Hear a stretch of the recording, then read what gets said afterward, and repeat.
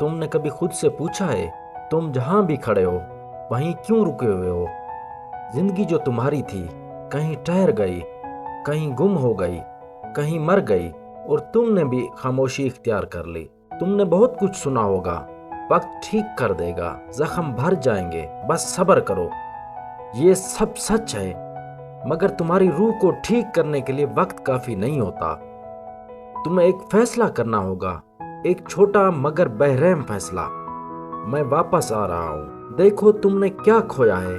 دن وہ نہیں جو پہلے تھے، خواب وہ نہیں ہے جو تم نے پہلے دیکھے تھے۔ لوگ بدل گئے، راستے بدل گئے، مگر اصل بات یہ ہے تم نے خود کو بیچ میں چھوڑ دیا۔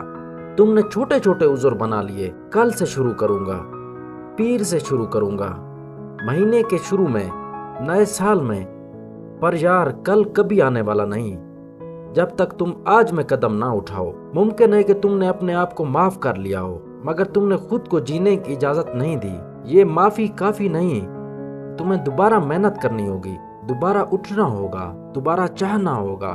درد کا مطلب یہ نہیں کہ تم ناکام ہو، درد کا مطلب یہ ہے کہ تم زندہ ہو۔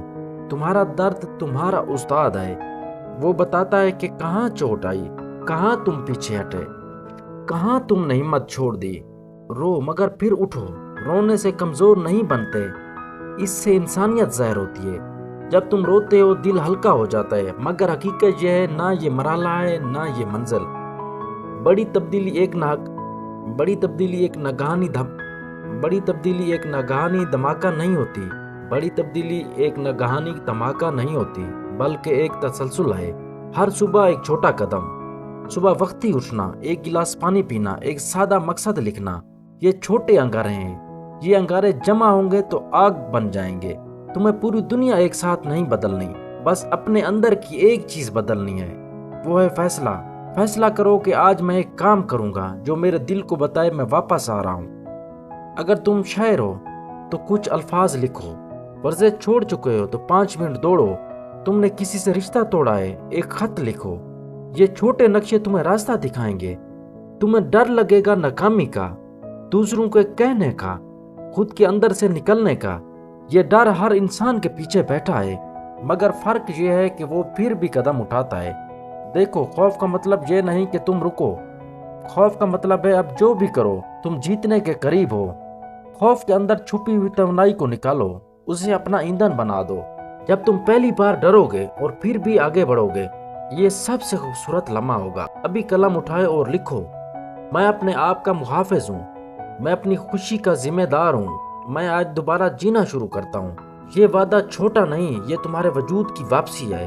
جب تم یہ بولو گے اندر سے ایک شعلہ جل جائے گا، شعلہ جو تمہیں روز اٹھائے گا، تم سے چھوٹے کام کروائے گا، تمہیں پھر سے بڑا سوچنے پر مجبور کر دے گا۔ مجھے پتا ہے کہ تم تھکے ہوئے ہو، تم مجبور ہو، اس لیے عمل اور آسان چیزیں۔ ہر صبح 3 چیزیں لکھو، ہر صبح 3 چیزیں لکھو جن کے لیے تم شکر گزار ہو۔ ہر دن ایک چھوٹا سا ٹاسک جو تمہیں تمہارے بڑے خواب کی طرف لے جائے۔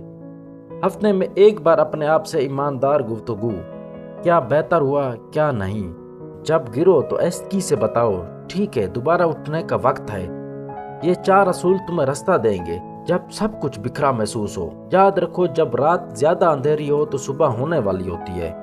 کسی نے جوڑا تھا جب وہ سب کچھ کھو بیٹھا تھا، اس نے دوبارہ شروعات کی۔ روز ایک قدم، ایک لفظ، ایک کوشش، آخر کار وہ بدل گیا۔ یہ کہانی تمہاری بھی ہو سکتی ہے۔ اصل فرق یہ ہے اس نے پھر فیصلہ کیا اور اسی فیصلے نے اس کی زندگی بدل دی۔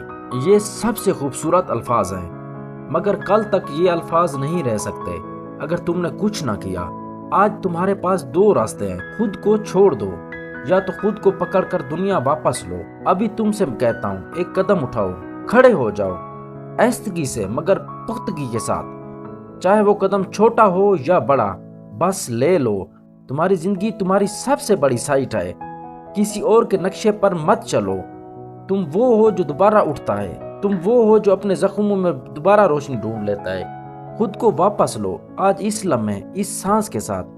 جب تم اٹھو گے مجھے یقین ہے کہ تم ایک نئی کتاب لکھو گے، مگر سب سے پہلے اپنا صفحہ لکھو۔ میں نے دوبارہ جینا شروع کیا۔